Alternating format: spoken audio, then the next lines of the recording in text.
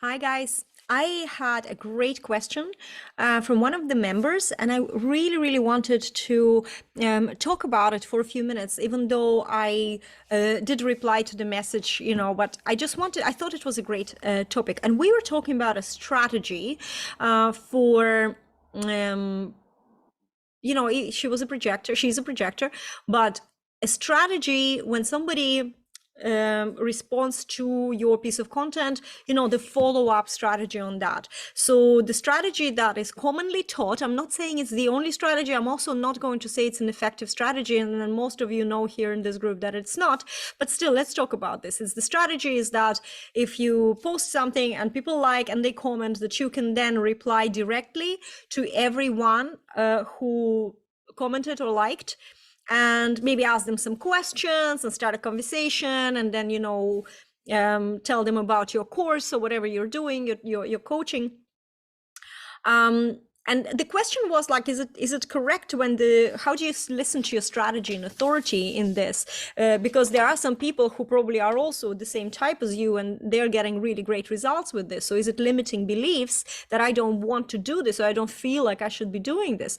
And I'm here to say, no, it's not limiting beliefs, right? Your limiting beliefs is when you start listening to your mind, when your authority clearly said no, you're already feeling a no, right? This is not about limiting beliefs. And you think that because you're maybe inexperienced yet in this whole online marketing game.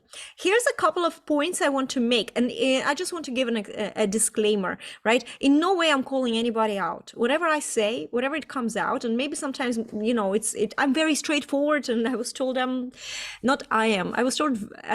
Louise told me last week that Virgos can be tactless, right? So I'm going to own that like I owned the Queen of Visibility. So I'm going to say things that I believe in, and you take it or leave it. It's not about what comes out of my mouth is not your truth. What your truth is where your authority in your body, whichever it is, or, if you're, maybe it's an outer body authority you have, it's when you feel that, yeah, this is right for me, and you don't question it.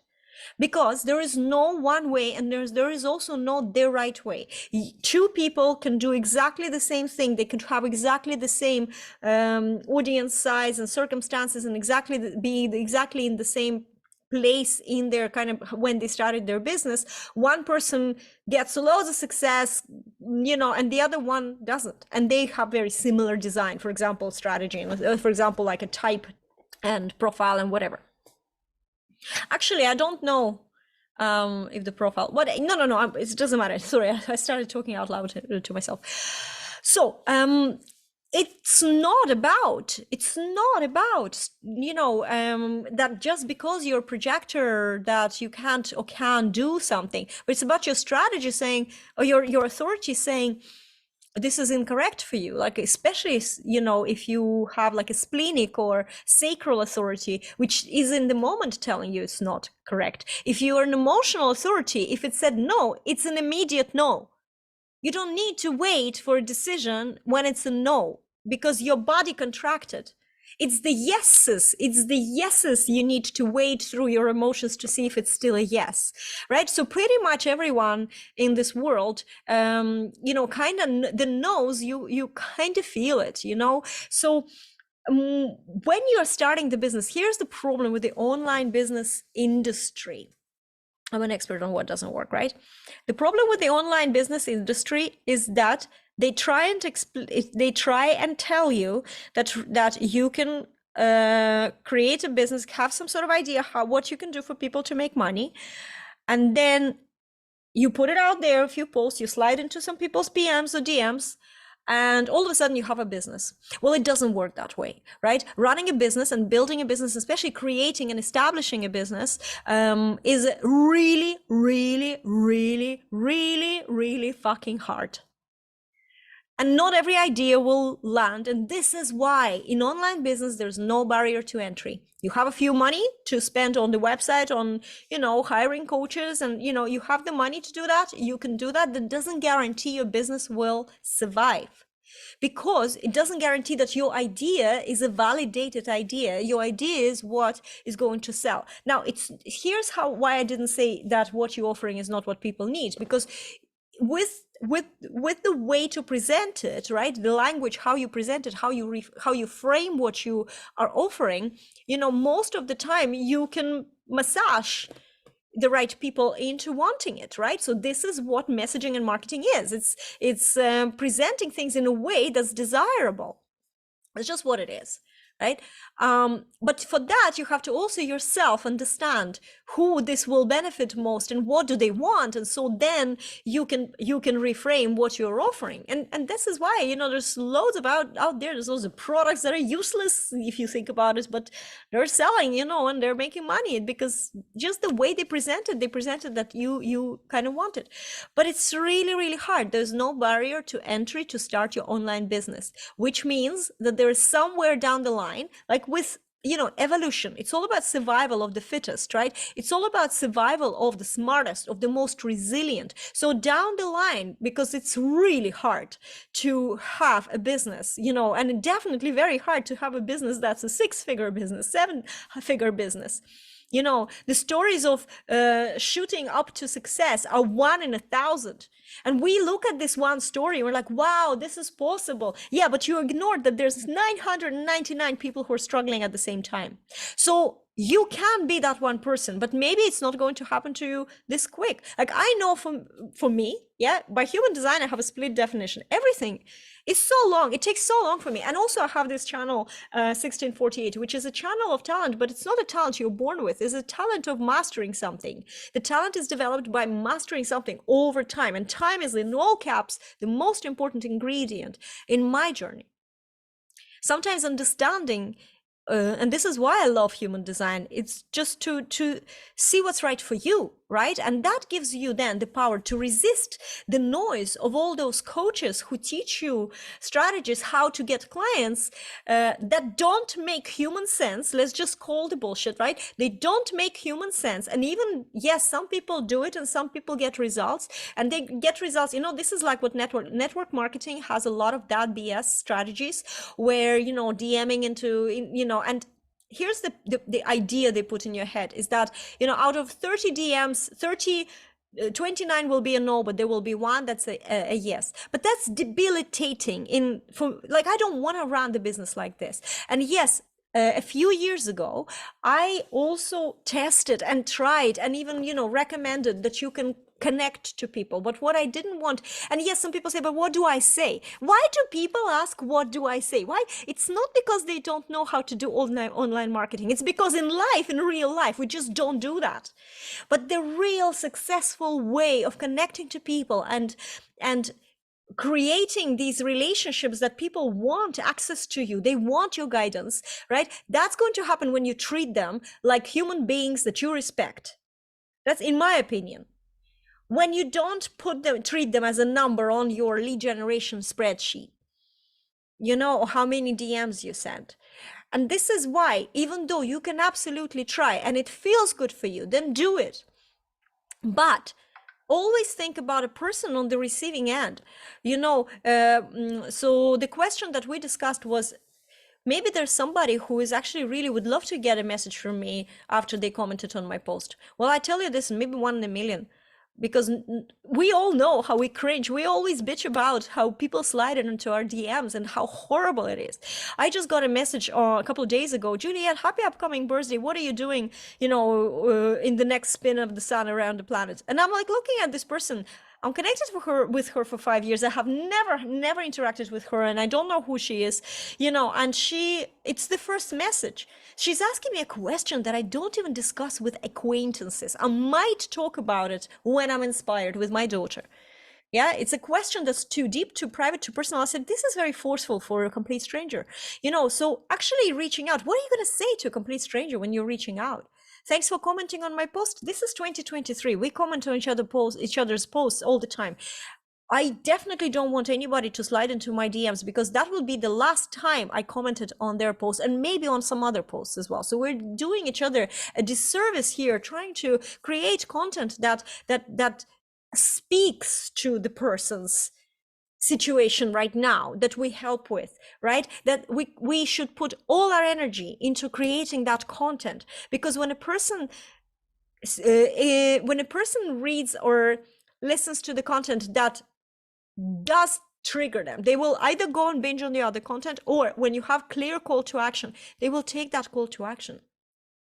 You know, it's actually very, very simple what as coaches and as guides we need to do, because for our industry, a lot of the strategies don't work for our industry. And yet, yes, of course, there could be people who do this, and I don't know how many, like somebody else did that, and I don't know how many DMs they sent, and you know, they had the best kind of launch to date and all that. Well, I also had really good launches before doing things that I absolutely hated. And you know what happened then? It just burnt me out so much that I couldn't force myself, even though it was a massive, for me at that time, massive success, fully, you know, overbooked launch. And I just couldn't, because it just left me destroyed. I do not want to run my business that has such effect on my nervous system. I have other shit to deal with in life.